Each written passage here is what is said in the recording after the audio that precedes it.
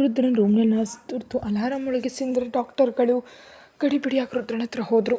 ರಿಷಿ ಕೂಡ ತಕ್ಷಣ ಎಚ್ಚೆತ್ತು ರುದ್ರ ಇರಿಸಿದ್ದ ರೂಮ್ ಹತ್ರ ಹೋದ. ಹಿಂದೆ ಬಂದು ವಸುಂಧರ ಏನಾಗಿರಬಹುದು, ಬಹುಶಃ ಮನೀಷಾ ಹೇಳಿದ ವ್ಯಕ್ತಿ ಬಂದು ಏನಾದರೂ ಮಾಡಿರಬಹುದಾ, ಆದರೆ ಆ ವಿಷಯ ಈ ಮನೀಷಾ ನನಗೆ ಯಾಕೆ ಹೇಳಲಿಲ್ಲ ಅಂತ ಅಂದ್ಕೊಂಡ್ಳು. ಅದೇ ಸಮಯದಲ್ಲಿ ಡಾಕ್ಟರ್ಗಳು ಮತ್ತು ನರ್ಸ್ಗಳು ICU ಒಳಗೆ ಮತ್ತು ಹೊರಗೆ ಗಡಿಬಿಡಿಯಿಂದ ಓಡಾಡ್ತಿದ್ರು. ಅದನ್ನೆಲ್ಲ ನೋಡಿ ರುದ್ರಾಗಿ ಏನಾಗುತ್ತೋ ಅಂತ ರಿಷಿ ಆತಂಕ ಪಡ್ತಿದ್ರೆ, ಯಾಕೆ ಇವರಿಷ್ಟು ಓವರ್ ಆ್ಯಕ್ಷನ್ ಮಾಡ್ತಿದ್ದಾರೆ, ಒಂದು ವೇಳೆ ಇವನನ್ನು ಬದುಕಿಸ್ಬಿಡ್ತಾರಾ ಏನು ಅಂತ ವಸುಂಧರ ಅಂದ್ಕೊಂಡ್ಳು. ಸ್ವಲ್ಪ ಹೊತ್ತಿಗೆ ಆ ರೀತಿಯ ಗಡಿಬಿಡಿ ಕಡಿಮೆಯಾಯಿತು. ಆನಂತರ ಡಾಕ್ಟರ್ ಹೊರಗೆ ಬರ್ತಿದ್ದಂತೆ ಅವರ ಹತ್ರ ಓಡಿ ಹೋಗಿ, ಡಾಕ್ಟರ್ ನಮ್ಮ ರುದ್ರನಿಗೆ ಹೇಗಿದೆ ಅಂತ ರಿಷಿ ಕೇಳ್ದ. ಯಾವುದೇ ತೊಂದರೆ ಇಲ್ಲ, ಏನೂ ಆಗಿಲ್ಲ, BP ಒಂದೇ ಸಮನೆ ಹೈ ರೇಂಜ್ಗೆ ಹೋಗಿತ್ತಷ್ಟೆ ಅಂತ ಹೇಳಿದರು. ಸಡನ್ನಾಗಿ ಹಾಗೆ ಯಾಕಾಯಿತು ಡಾಕ್ಟರ್ ಅಂತ ರಿಷಿ ಆತಂಕದಿಂದ ಕೇಳ್ದ. ಬಹುಶಃ ಈ ದಾಳಿ ನಡೆಯೋ ಮೊದಲು ಅಥವಾ ನಂತರ ಅವನಿಗೆ ಯಾವುದೋ ದೊಡ್ಡ ಶಾಕ್ ತಗಲಿರಬೇಕು. ಈ ಪ್ರಜ್ಞಾಹೀನ ಸ್ಥಿತಿಯಲ್ಲೂ ಅವನ ಮನಸ್ಸು ಆ ವಿಷಯವನ್ನೇ ಪದೇ ಪದೇ ನೆನಪಿಸ್ಕೊಳ್ತಿರೋದ್ರಿಂದ BP ಹೆಚ್ಚಾಗಿದೆ ಅಂತ ಡಾಕ್ಟರ್ ಹೇಳಿದ್ರು. ವಿಷಯ ಏನಂತ ಅರ್ಥವಾದ ರಿಷಿ, ಸರಿ ಡಾಕ್ಟರ್ ಈಗ ಹೇಗಿದೆ, ಎಲ್ಲನೂ ಸರಿಯಾಗಿದೆಯಾ ಅಂತ ಕೇಳ್ದ. BP ಈಗ ಹತೋಟಿಗೆ ಬಂದಿದೆ, ಬಹುಶಃ ನಾಳೆ ಬೆಳಿಗ್ಗೆಯೊಳಗೆ ಅವನು ಕಣ್ಬಿಡಬಹುದು, ಕಣ್ಬಿಟ್ರೆ ಇನ್ನು ಪ್ರಾಣಕ್ಕೆ ಯಾವುದೇ ಅಪಾಯ ಇರುವುದಿಲ್ಲ ಅಂತ ಡಾಕ್ಟರ್ ಹೇಳಿದರು. ಆ ಮಾತಿಗೆ ಸಂತೋಷಪಟ್ಟ ರಿಷಿ, ಥ್ಯಾಂಕ್ ಯು ಡಾಕ್ಟರ್, ಹಾಗಾದರೆ ನಾವವನ್ನು ನಾಳೆ ನೋಡಬಹುದಾ ಅಂತ ಕೇಳ್ದ. ಅವನಿಗೆ ಪ್ರಜ್ಞೆ ಬಂದ ಕೂಡಲೇ ನಾನೇ ಬೇರೆ ರೂಮ್ಗೆ ಶಿಫ್ಟ್ ಮಾಡ್ತೀನಿ, ಆಗ ನೀವೇ ನೋಡಬಹುದು, ಅಲ್ಲಿವರೆಗೆ ದಯವಿಟ್ಟು ನಮಗೆ ಕೋಪ್ರೇಟ್ ಮಾಡಿ ಅಂತ ಹೇಳಿ ಡಾಕ್ಟರ್ ಹೊರಟು ಹೋದರು. ಆ ಮಾತುಗಳನ್ನೆಲ್ಲ ಕೇಳಿದ ವಸುಂಧರಳಿಗೆ ಮೆಲ್ಲಗೆ ಬೆವರ್ತಿತ್ತು. ಆ ನಂತರ ರುದ್ರನ ಹತ್ರ ಒಬ್ಬ ನರ್ಸ್ ಮತ್ತು ಒಬ್ಬ ಡಾಕ್ಟರ್ ಡ್ಯೂಟಿಯಲ್ಲಿದ್ದು ಇಡೀ ರಾತ್ರಿ ಎಚ್ಚರವಾಗಿದ್ದರು. ರಿಷಿ ಮತ್ತು ವಸುಂಧರ ಹೊರಗಡೆನೇ ಇದ್ದರು.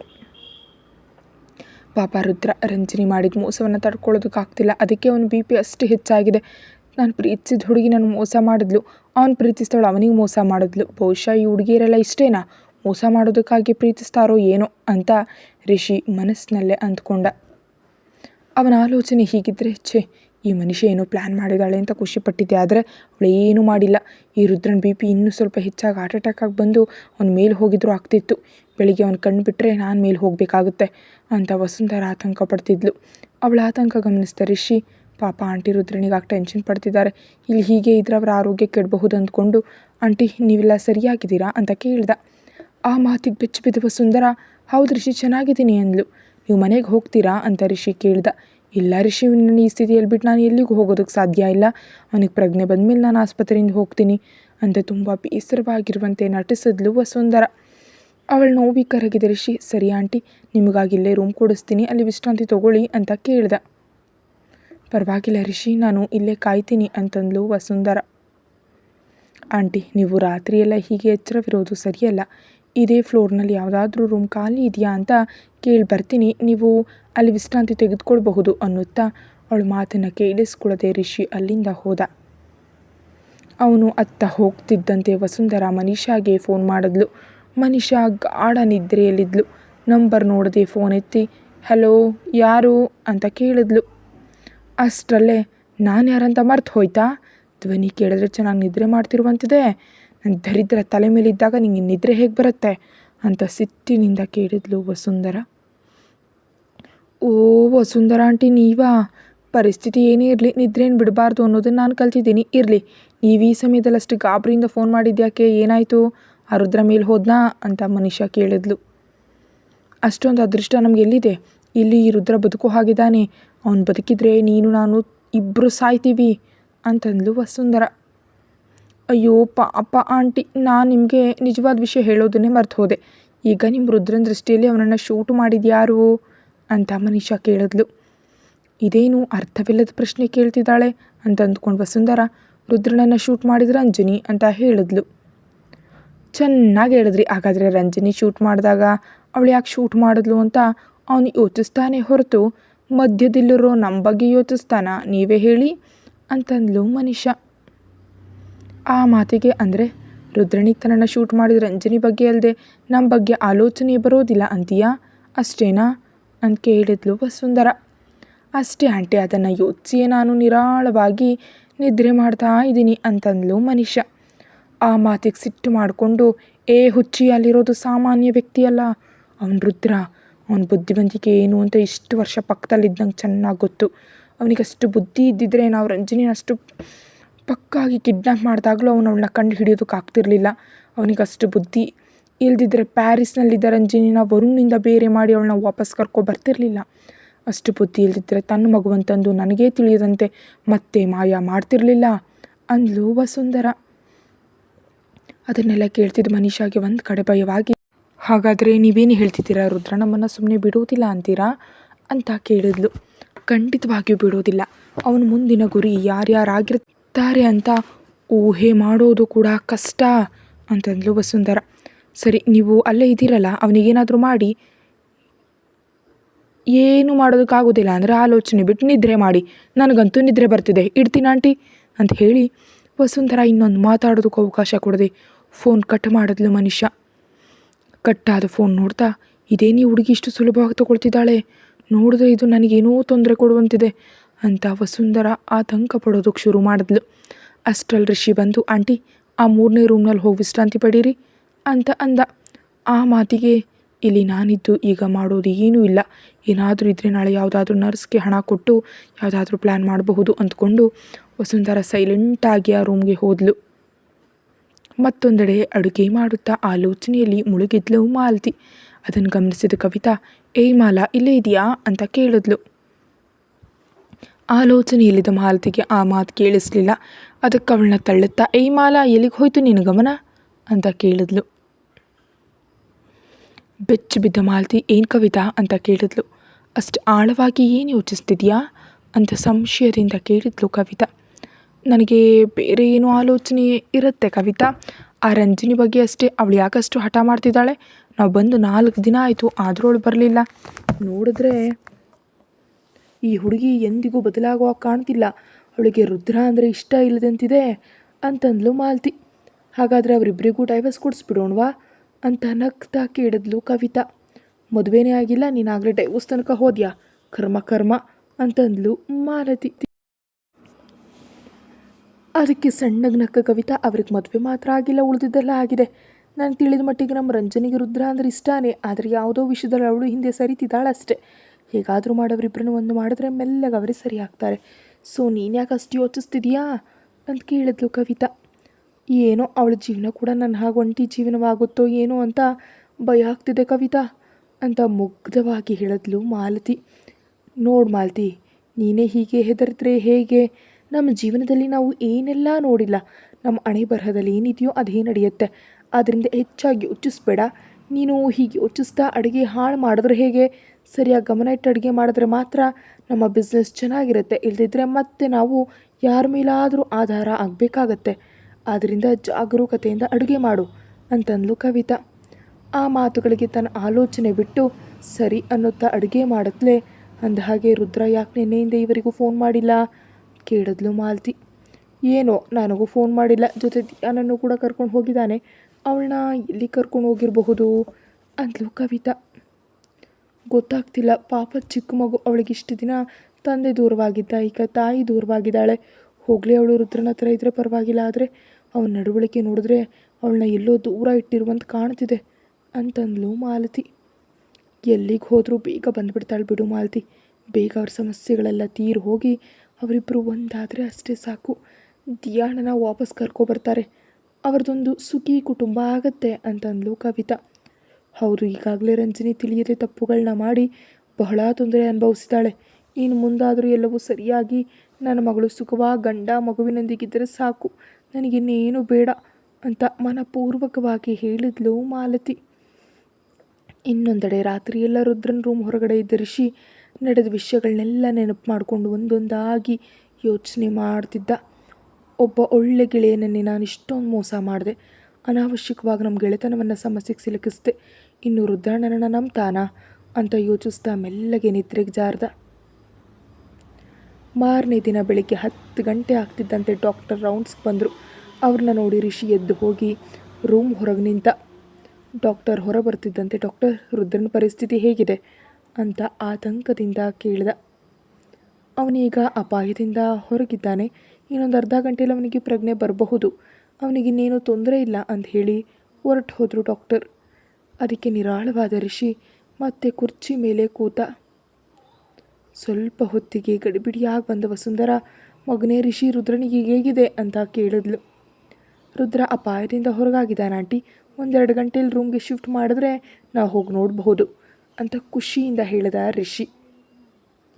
ಆ ಮಾತಿಗೆ ಸರಿ ರಿಷಿ, ನಾನು ಮನೆಗೆ ಹೋಗಿ ಫ್ರೆಶ್ ಆಗಿ ಬರ್ತೀನಿ ಅಂದ್ಲು ವಸುಂಧರಾ.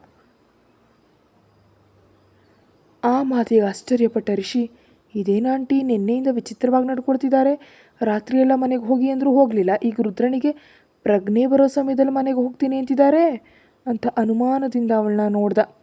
ಅವನ ಅನುಮಾನ ಅರ್ಥವಾದ ವಸುಂಧರಾ, ಅದು ನಾನು ಔಷಧಿಗಳನ್ನ ತಂದಿಲ್ಲ ರಿಷಿ, ಮನೆಗೆ ಹೋಗಿ ಫ್ರೆಶ್ ಆಗಿ ಔಷಧಿ ತೊಗೊಂಡು ಮತ್ತೆ ಬರ್ತೀನಿ ಅಂದ್ಲು. ಓ ಅದಾ, ಔಷಧಿಗಳಿಗೇನಿದೆ ಆಂಟಿ, ನಿಮ್ಮ ಫ್ಯಾಮಿಲಿ ಡಾಕ್ಟರ್ಗೆ ಫೋನ್ ಮಾಡಿದ್ರೆ ಅವರೇ ಕಳಿಸ್ತಾರೆ, ಇಲ್ಲೇ ತೆಗೆದುಕೊಳ್ಬಹುದು, ಇರಿ ನನ್ನ ಹತ್ರ ನಿಮ್ಮ ಫ್ಯಾಮಿಲಿ ಡಾಕ್ಟರ್ ನಂಬರ್ ಇದೆ ಅನ್ನುತ್ತಾ ರಿಷಿ ತಕ್ಷಣ ಫೋನ್ ಮಾಡ್ದ. ಅಬ್ಬಾ ಇವನು ಬಿಡೋ ಹಾಗೆ ಕಾಣ್ತಿಲ್ಲ, ರುದ್ರ ಏನಾದರೂ ಎದ್ರೆ ನನ್ನ ಕತೆ ಮುಗೀತು, ಎಷ್ಟು ಬೇಗ ಆಗುತ್ತೋ ಅಷ್ಟು ಬೇಗ ಇಲ್ಲಿಂದ ಓಡಿ ಹೋಗಬೇಕು, ಅವನ ಕಣ್ಣಿಗೆ ಬೀಳಬಾರ್ದು, ಈಗೇನು ಮಾಡಲಿ ಅಂತ ವಸುಂಧರಾ ಯೋಚಿಸ್ತಿದ್ಲು. ಫೋನಲ್ಲಿ ಮಾತಾಡಿ ಕಟ್ ಮಾಡಿದ ರಿಷಿ, ಆಂಟಿ ಡಾಕ್ಟರ್ ನಿಮ್ಮ ಔಷಧಿ ಪಟ್ಟಿಯನ್ನು ಕಳಿಸಿದ್ದಾರೆ, ನಾನು ಹೋಗಿ ಔಷಧಿ ತರ್ತೀನಿ ಅಂತ ಅಲ್ಲಿಂದ ಮೆಡಿಕಲ್ ಶಾಪ್ಗೆ ಹೋದ. ಅದೇ ಸರಿಯಾದ ಅವಕಾಶ ಅಂದ್ಕೊಂಡು ವಸುಂಧರಾ ಅಲ್ಲಿಂದ ಇನ್ನೊಂದು ಗೇಟ್ ಮೂಲಕ ಹೊರಗೆ ಹೋದ್ಲು. ರಿಷಿ ಔಷಧಿ ತಂದು ವಸುಂಧರಾಳಿಗಾಗಿ ಹುಡುಕ್ದ. ಅವಳು ಕಾಣದಿದ್ದಾಗ ಫ್ರೆಶ್ ಆಗೋದಕ್ಕೆ ರೂಮ್ಗೆ ಹೋಗಿರಬಹುದು ಅಂತ ಅಲ್ಲಿಗೆ ಹೋಗಿ ಆಂಟಿ ಅಂತ ಕರೆಯುತ್ತಾ ಬಾಗಿಲು ಬಡ್ದ. ಬಾಗಿಲು ತೆಗೆದಿದ್ದರಿಂದ ಒಳಗೆ ಹೋದ. ಅಲ್ಲಿಯೂ ವಸುಂಧರಾ ಇರಲಿಲ್ಲ. ವಾಶ್ರೂಮ್ ಬಾಗಿಲು ಕೂಡ ತೆರೆದಿತ್ತು. ಇದೇನು ಇಷ್ಟರವರೆಗೂ ಇಲ್ಲೇ ಇದ್ರಲ್ಲ, ಅಷ್ಟರಲ್ಲಿ ಎಲ್ಲಿಗೆ ಹೋದರು, ನಿನ್ನೆಯಿಂದ ಇವರು ಕೂಡ ಬಹಳ ವಿಚಿತ್ರವಾಗಿ ನಡ್ಕೊಳ್ತಿದ್ದಾರೆ ಅಂದ್ಕೊಂಡು ಮತ್ತೆ ರುದ್ರನ್ ರೂಮ್ ಹತ್ರ ಬಂದು ಕೂತ. ಸ್ವಲ್ಪ ಹೊತ್ತಿಗೆ ನರ್ಸ್ ಗಡಿಬಿಡಿಯಾಗಿ ಹೊರಗೆ ಬಂದರು. ಏನೇ ಸಿಸ್ಟರ್, ರುದ್ರನಿಗೇನಾದರೂ ತೊಂದರೆಯಾ ಅಂತ ರಿಷಿ ಆತಂಕದಿಂದ ಕೇಳ್ದ. ಇಲ್ಲ, ಅವರಿಗೆ ಪ್ರಜ್ಞೆ ಬರ್ತಿದೆ, ಈ ಸಮಯದಲ್ಲಿ ಡಾಕ್ಟರ್ ಇದ್ದರೆ ಒಳ್ಳೆಯದು, ನಾನು ಕರ್ಕೊಂಡು ಬರ್ತೀನಿ ಅಂತ ಓಡುತ್ತಾ ಹೋದ್ಲು ನರ್ಸ್. ಆ ಮಾತು ಕೇಳಿ ರಿಷಿ ನೆಮ್ಮದಿಯ ಉಸಿರು ಬಿಟ್ಟ. ಸ್ವಲ್ಪ ಹೊತ್ತಿಗೆ ಡಾಕ್ಟರ್ ಜೊತೆ ನರ್ಸ್ ಒಳಗೆ ಹೋದರು. ಸಂಪೂರ್ಣ ಪ್ರಜ್ಞೆ ಬಂದಿದ್ದರಿಂದ ಮತ್ತೊಮ್ಮೆ ರುದ್ರನನ್ನು ಪರೀಕ್ಷಿಸಿದ ಡಾಕ್ಟರ್, ಅವನು ಆರಾಮಾಗಿದ್ದಾನೆ, ಇವನನ್ನ ಸಪ್ರೇಟ್ ರೂಮ್ಗೆ ಶಿಫ್ಟ್ ಮಾಡಿ ಅಂತ ಅಂದರು. ನಂತರ ಹೊರಗೆ ಬಂದ ಡಾಕ್ಟರ್, ಮಿಸ್ಟರ್ ರುದ್ರ ಚೆನ್ನಾಗಿದ್ದಾರೆ, ರೂಮ್ಗೆ ಶಿಫ್ಟ್ ಮಾಡಿದ ಮೇಲೆ ನೋಡಿ ಅಂತ ಸಣ್ಣ ನಗೆಯೊಂದಿಗೆ ರಿಷಿಗೆ ಹೇಳಿ ಹೋದರು. ಅದಕ್ಕೆ ತುಂಬ ಖುಷಿಯಾದ ರಿಷಿ ಯಾವಾಗ ಅವನ್ನ ಭೇಟಿ ಮಾಡಿ ಕ್ಷಮೆ ಕೇಳಲಿ ಅಂತ ಕಾಯ್ತಿದ್ದ. ರುದ್ರನಿಗೆ ಪ್ರಜ್ಞೆ ಬಂದ ಕೂಡಲೇ ವಸುಂಧರಾ ಭಯದಿಂದ ಅಲ್ಲಿಂದ ಓಡ್ ಹೋದ್ಲು. ರಿಷಿ ಅವನನ್ನು ರೂಮ್ಗೆ ಶಿಫ್ಟ್ ಮಾಡಲು ಕಾಯ್ತಿದ್ದ. ಅದೇ ಸಮಯದಲ್ಲಿ ನಗರದ ಇನ್ನೊಂದು ಮೂಲೆ ದೊಡ್ಡ ವಿಲ್ಲಾದಲ್ಲಿ ಐ ಹೀಲ್ಸ್ ಶಬ್ದ ಮಾಡ್ತಾ ಕಪ್ಪು ಬಣ್ಣದ ಮಾಡರ್ನ್ ಡ್ರೆಸ್ ಧರಿಸಿ ಕಣ್ಣಿಗೆ ಗ್ಲಾಸ್ ಹಾಕ್ಕೊಂಡಿದ್ದು ಒಬ್ಬ ಮಹಿಳೆ ಮೆಟ್ಟಿಲಿಳಿದು ಕೆಳಗೆ ಬರ್ತಿದ್ದಾಳೆ. ಅವಳನ್ನ ನೋಡಿದ ಕೂಡಲೇ ಅವಳ ಬಾಡಿ ಗಾರ್ಡ್ಗಳಾದ 4 ಮಹಿಳೆಯರು ಅಲರ್ಟಾಗಿ ಸಾಲಾಗಿ ನಿಂತರು. ಅವ್ರು ಕೂಡ ಕಪ್ಪು ಬಟ್ಟೆ ಧರಿಸಿ ಸೀರಿಯಸ್ ಆಗಿ ಕಾಣ್ತಿದ್ರು. ಅಲ್ಲಿವರೆಗೆ ಮಾತಾಡ್ತಿದ್ದ ಕೆಲಸದವರೆಲ್ಲ ಅವಳ ಶಬ್ದ ಕೇಳಿ ಸೈಲೆಂಟಾಗಿ ಒಳಗೆ ಹೋದರು. ಅವಳು ನೇರವಾಗಿ ಬಂದು ಸೋಫಾದಲ್ಲಿ ಕೂತ್ಲು. ಆಗ ಗಂಗಾಧರ್ ತನ್ನ ರೂಮ್ನಿಂದ ಹೊರಬಂದ. ಬಂದವನೇ ಮಗಳನ್ನು ನೋಡಿ ನಗ್ತಾ ಅವಳೆದುರು ಕೂತು, ಕಂಗ್ರಾಟ್ಸ್ ಸ್ನೇಹ ಬೇಬಿ, ಅಂದ್ಕೊಂಡಂತೆ ಮಾಡಿದೆ, ನೀನು ತುಂಬ ಗ್ರೇಟ್ ಅಂತ ಚಪ್ಪಾಳೆ ತಡ್ದ. ಕಮಾನ್ ಡ್ಯಾಡ್, ನಾನು ನಿಮ್ಮ ಮಗಳು, ನನ್ನಲ್ಲಿ ಆ ಮಟ್ಟಿಗೆ ಪ್ರತಿಭೆ ಇರುತ್ತೆ ಅಂತಂದ್ಲು ಆ ಹುಡುಗಿ. ಒಟ್ನಲ್ಲಿ ಅವನಿಗೆ ಸಾವಿನ ರುಚಿ ತೋರಿಸ್ದೆ, ಅವನ ಹೃದಯವನ್ನು ಚೂರು ಮಾಡಿದೆ, ವೆರಿ ಗುಡ್ ಸ್ನೇಹ ಅಂತಂದ ತಂದೆ ಗಂಗಾಧರ್. ನೋ ಡ್ಯಾಡ್, ನಾನು ಸ್ನೇಹ ಅಲ್ಲ, ನಾನು ರಂಜನಿ, ದಿಯಾಳ ತಾಯಿ ಅಂತ ಕ್ರೂರವಾಗಿ ನಗ್ತಾ ಹೇಳಿದ್ಲು ಸ್ನೇಹ. ಓಹೋ ಸರಿ, ಆದರೆ ನನಗೊಂದು ವಿಷಯ ಅರ್ಥ ಆಗಲಿಲ್ಲ ಬೇಬಿ, ನೀನು ಅವನನ್ನು ಕೊಲ್ಲದೆ ಯಾಕೆ ಬಿಟ್ಟೆ, ಇನ್ನೊಂದು ಬುಲೆಟ್ ಇಳಿಸಿದ್ರೆ ಅಲ್ಲೇ ಕೆಲಸ ಮುಗೀತಿತ್ತಲ್ಲ ಅಂತ ಗಂಗಾಧರ್ ಕೇಳ್ದ. ಇಲ್ಲ ಡ್ಯಾಡ್, ಅಷ್ಟು ಬೇಗ ಅವನನ್ನು ಕೊಂದರೆ ಹೇಗೆ, ಅವನ್ನ ನಂಬಿಸಿ ಮೋಸ ಮಾಡಿ ಅವನ ಹತ್ತು ಸಾಯುವಂತ ಮಾಡಬೇಕು ಅಂತ ಹಲ್ಲು ಕಡಿತಾ ಹೇಳಿದ್ಲು ಸ್ನೇಹ. ಹಾಗಾದರೆ ಈಗ ಏನು ಮಾಡ್ತಿದ್ಯಾ ಅಂತ ಗಂಗಾಧರ್ ಆಸಕ್ತಿಯಿಂದ ಕೇಳ್ದ. ದೊಡ್ಡ ಪ್ಲ್ಯಾನ್ ಇದೆ ಡ್ಯಾಡ್, ನಾನು ಇಷ್ಟೊಂದು ಕಷ್ಟಪಟ್ಟು ಪ್ಲಾಸ್ಟಿಕ್ ಸರ್ಜರಿ ಮಾಡಿಸ್ಕೊಂಡು ಅವನ ಪ್ರೇಯಸಿ ಹಾಗೆ ಮುಖ ಬದಲಿಸ್ಕೊಂಡಿದ್ದು ಕೇವಲ ಶೂಟ್ ಮಾಡೋದಕ್ಕಲ್ಲ, ಒಂದು ಆಟಕ್ಕಾಗಿ, ಆ ರುದ್ರನ ಜೀವನದ ಜೊತೆ ಆಡೋ ಅಸಲಿ ಆಟಕ್ಕಾಗಿ ಅಂದ್ಲು ಸ್ನೇಹ. ಅವನ ಜೀವನದ ಜೊತೆ ಆಟ ಆಡ್ತೀಯಾ ಅಂತ ಗಂಗಾಧರ್ ಕೇಳ್ದ. ಹೌದು ಡ್ಯಾಡ್, ಅಸಲಿ ಆಟ ಈಗ ಶುರುವಾಗಿದೆ, ನಾನು ಅವನ ಜೀವನದೊಳಗೆ ಹೋಗ್ತೀನಿ ಅಂತಂದ್ಲು ಸ್ನೇಹ. ವಾಟ್, ಅವನ ಲೈಫ್ ಒಳಗೆ ಹೋಗ್ತೀಯಾ ಅಂದರೆ ಅವನನ್ನು ಮದುವೆ ಆಗ್ತೀಯಾ ಅಂತ ಕೇಳಿದ ಗಂಗಾಧರ್. ಅಗತ್ಯ ಇದ್ದರೆ ಅದನ್ನೂ ಮಾಡ್ತೀನಿ ಡ್ಯಾಡ್. ಅವನ ಜೀವನದೊಳಗೆ ಎಂಟ್ರಿ ಕೊಟ್ಟು ಅವನೆಲ್ಲ ಸಂಬಂಧಗಳನ್ನ ಒಂದೊಂದಾಗಿ ದೂರ ಮಾಡ್ತೀನಿ. ಅವನ್ನ ಭಿಕಾರಿಯನ್ನಾಗಿ ಮಾಡಿ ರಸ್ತೆಗೆ ತರ್ತೀನಿ. ಆಮೇಲೆ ನಾನು ಯಾರಂತ ತೋರಿಸ್ತೀನಿ ಅಂದ್ಲು ಕ್ರೂರವಾಗಿ. ಓ, ಒಳ್ಳೆ ಪ್ಲ್ಯಾನ್. ಅದಕ್ಕೇನ ಹೀಗೆ ರಂಜನಿ ಹಾಗೆ ಮುಖ ಬದಲಿಸ್ಕೊಂಡಿದ್ದು ಅಂತ ಗಂಗಾಧರ್ ನಕ್ದ. ಹೌದು, ಇಲ್ಲಿದ್ದರೆ ನನ್ನ ಸುಂದರ ಮುಖವನ್ನು ಬಿಟ್ಟು ಆ ರಾಕ್ಷಸಿ ಮುಖವನ್ನು ಯಾಕೆ ಇಟ್ಕೊಳ್ತಿದ್ದೆ ಅಂತಂದ್ಲು ಸ್ನೇಹ. ಇದೆಲ್ಲ ಸರಿ, ಆದರೆ ನಿಜವಾದ ರಂಜನಿ ವಾಪಸ್ ಬಂದರೆ ಏನು ಮಾಡ್ತೀಯಾ ಅಂತ ಗಂಗಾಧರ್ ಕೇಳ್ದ. ಕಮಾನ್ ಡ್ಯಾಡ್, ಅಷ್ಟು ವ್ಯವಸ್ಥೆ ಮಾಡದೇ ಇರ್ತೀನಾ? ಅವಳು ವಾಪಸ್ ಬರೆದ ಹಾಗೆ ಈಗಾಗಲೇ ವ್ಯವಸ್ಥೆ ಮಾಡಿದ್ದೀನಿ ಅಂದ್ಲು ಸ್ನೇಹ.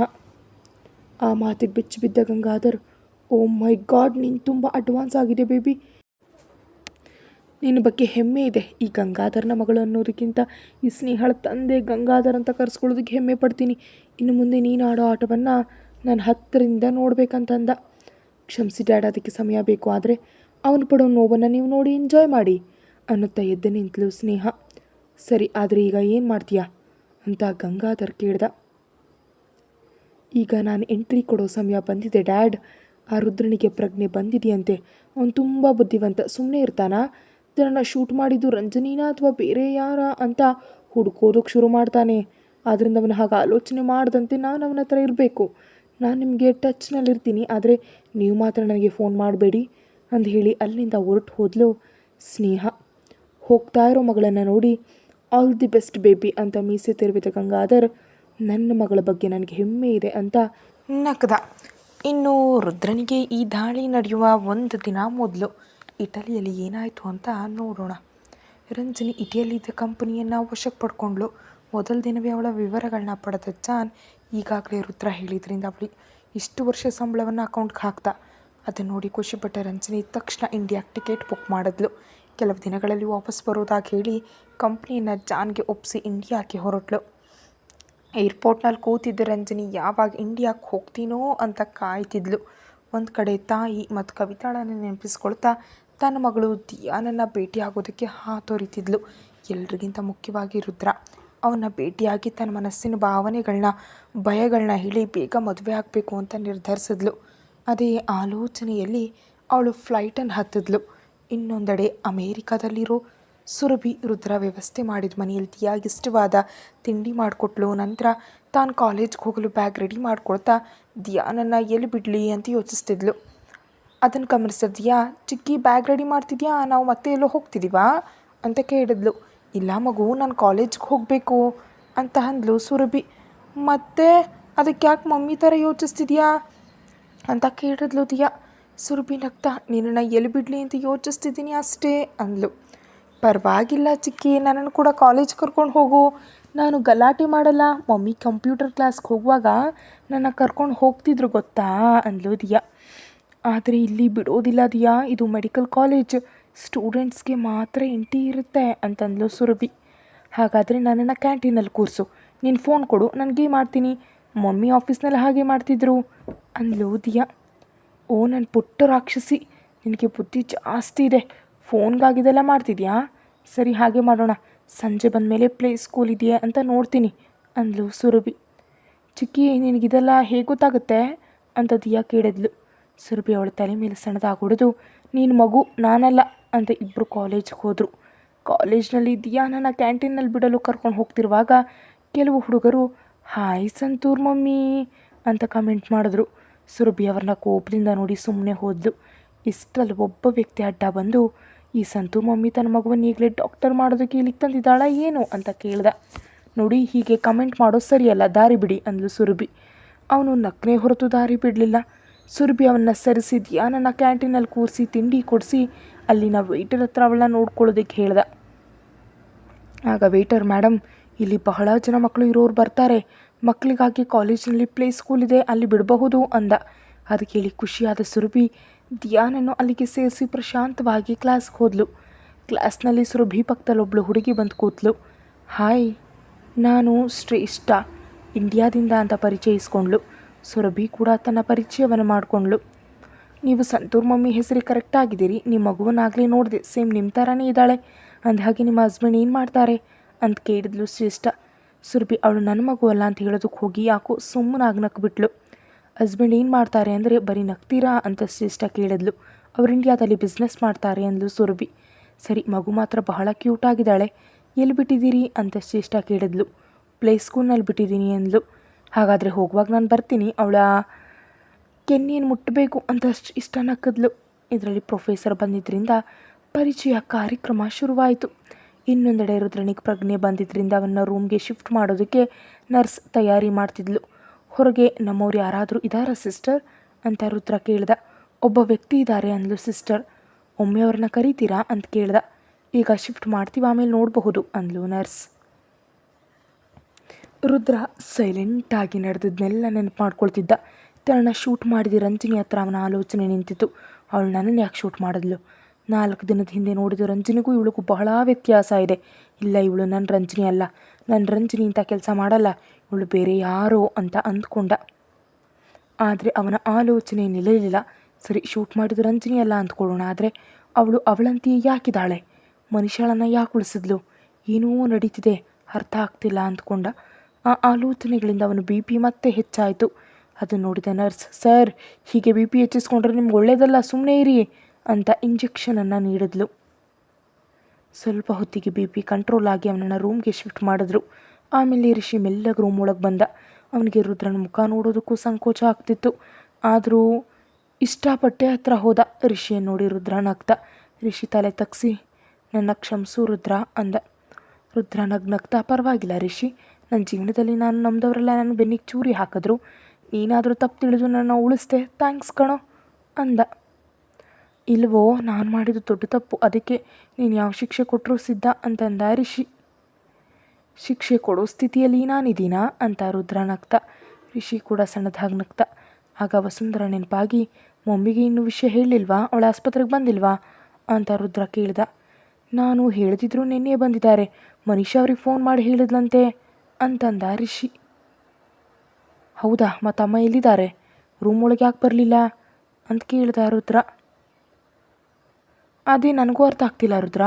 ಆಂಟಿ ರಾತ್ರಿಯೆಲ್ಲ ಇಲ್ಲೇ ಇದ್ದರು, ನೀನು ಪ್ರಜ್ಞೆ ಬರೋ ಸಮಯದಲ್ಲಿ ಮನೆಗೆ ಹೋಗ್ತೀನಿ ಅಂದರು. ನಾನು ಮೆಡಿಸಿನ್ ತರೋದಕ್ಕೆ ಹೋಗಿ ಬರೋ ಅಷ್ಟರಲ್ಲಿ ಅವರು ಹೊರಟು ಹೋಗಿದ್ದಾರೆ. ನನಗೆ ಸ್ವಲ್ಪ ವಿಚಿತ್ರ ಅನ್ನಿಸ್ತು ಅಂತಂದ ರಿಷಿ. ಆ ಮಾತಿಗೆ ನಕ್ಕು, ಇದನ್ನೇ ನಂಬಿಕೆ ದ್ರೋಹ ಅಂತಾರೆ ಅಂದ ರುದ್ರ. ವಾಟ್, ಆಂಟಿ ಕೂಡ ನಿನ್ನ ಅಂತ ರಿಷಿ ಮಾತು ಪೂರ್ತಿ ಮಾಡಲಿಲ್ಲ. ಅದೆಲ್ಲ ಆಮೇಲೆ ಮಾತಾಡೋಣ, ಮೊದಲು ನೀನು ಹೋಗಿ ಏನಾದರೂ ತಿಂದು ಆ ಬೆಡ್ ಮೇಲೆ ಮಲಗು, ನನಗಾಗಿ ಬಹಳ ಕಷ್ಟಪಟ್ಟಿದ್ಯಾ ಅಂತ ನಿನ್ನ ಮುಖದಲ್ಲಿ ಗೊತ್ತಾಗ್ತಿದೆ ಅಂದ ರುದ್ರ. ಈ ಪೆಟ್ಟುಗಳದ್ದೇನಿದ್ದು ಬಿಡು, ನಿನ್ನ ಮನಸ್ಸಿಗೆ ನಾನು ಕೊಟ್ಟ ಪೆಟ್ಟಿಗಿಂತ ಹೆಚ್ಚೇನಲ್ಲ ಅಂದ ರಿಷಿ. ನೀನು ತಪ್ಪು ತಿಳ್ಕೊಂಡಿದೆಯಲ್ಲ ರಿಷಿ, ಇನ್ನು ಅದರ ಬಗ್ಗೆ ಯೋಚಿಸ್ಬೇಡ, ರೆಸ್ಟ್ ತಗೋ ಅಂತಂದ ರುದ್ರ. ರಿಷಿ ಪಕ್ಕದ ಬೆಡ್ ಮೇಲೆ ಮಲಗ್ದ. ಇಷ್ಟರ ರೂಮ್ ಬಾಗಿಲ ಹತ್ರ ರುದ್ರ ಎಂಬ ಧ್ವನಿ ಕೇಳಿಸ್ತು. ಇಬ್ಬರು ಅತ್ತ ನೋಡಿದ್ರು. ಅಲ್ಲಿ ನಿಂತಿದ್ದ ರಂಜಿನಿಯನ್ನು ನೋಡಿ ಇಬ್ಬರು ಶಾಕ್ ಆದರು. ಕತೆ ಮುಂದುವರಿಯುತ್ತೆ. ಹೆಚ್ಚಿನ ವೀಡಿಯೋಗಾಗಿ ಚಾನಲ್ಗೆ ಸಬ್ಸ್ಕ್ರೈಬ್ ಆಗಿ ಮತ್ತು ಮೆಂಬರ್ಶಿಪ್ ತಗೊಳ್ಳಿ. Thank you.